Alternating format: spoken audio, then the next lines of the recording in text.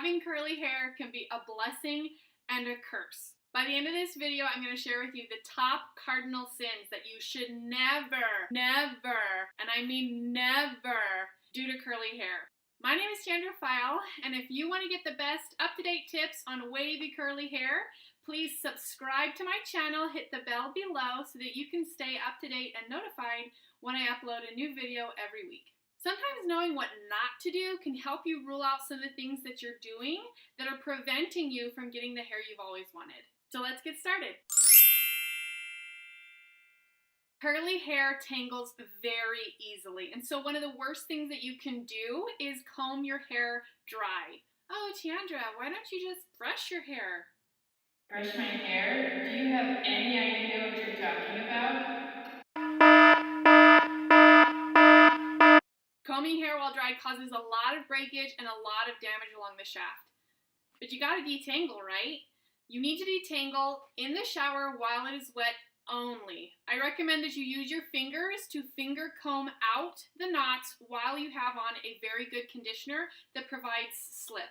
If you need to use something to help you get those tangles out, the thing you need is a wide tooth comb. Very rarely do I recommend a brush, and if I do, it will be a wet brush. Your hair is most vulnerable while it is wet, so you need to be careful with what you use on it to prevent breakage and damage. This is a surprise for some people, but oftentimes once you get a haircut, you're thinking you're gonna come out and your hair is gonna be fabulous, and what ends up happening is your hair is more frizzy than when you went in. Has this ever happened to you? I know that this is a big challenge for a lot of curly girls, and there's two main reasons.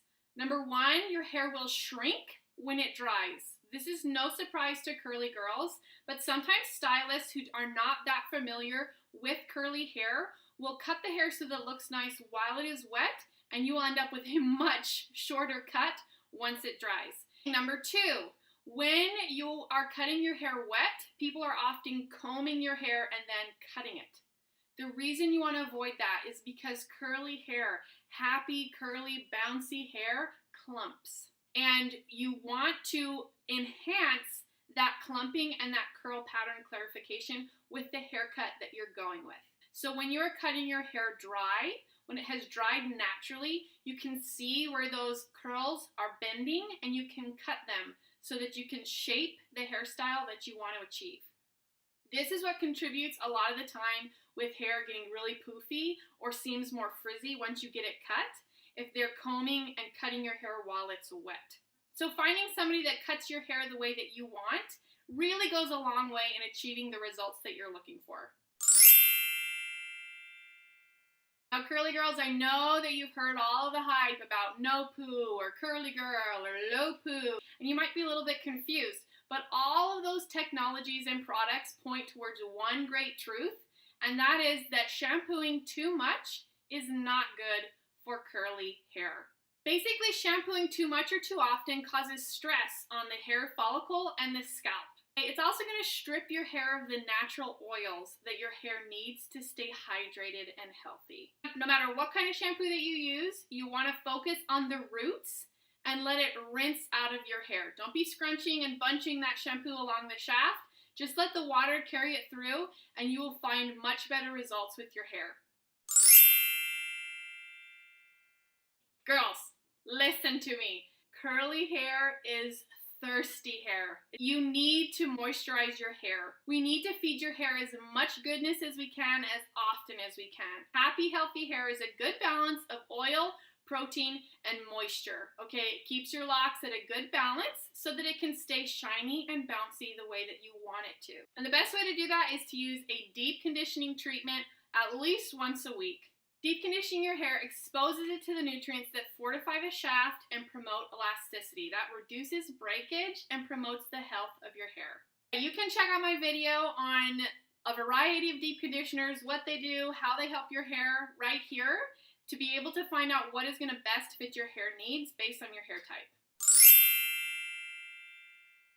Number 5, too much heat and not enough heat protection.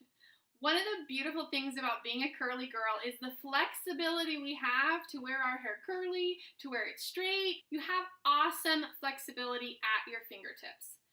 The problem is when you have too much heat too often without heat protection, or even using heat protection, highly silica-based heat protection when they're styling their hair. Those silicones, as you know, coat up on the hair and form a watertight seal that causes a lot of damage. Not only that, as that coating builds up and builds up and builds up, people are prompted to turn up the heat on their styling tools.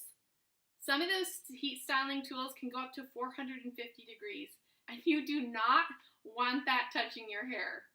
My favorite heat protection is linked in the description below. It actually has a plant-based alternative to silicone in it, so you're able to get the protection that you need without the damaging side effects of silicones, so you get the best of both worlds. Now, if you have experienced substantial damage either from overprocessing or heat damage for whatever reason, please reach out to me. I would love to help you get your hair back very quickly by restructuring your hair from the inside out. I hope you found this video helpful. Now you know exactly what you need to avoid to be able to have awesome curly hair. Thanks so much. I hope you have another great hair day. Take care.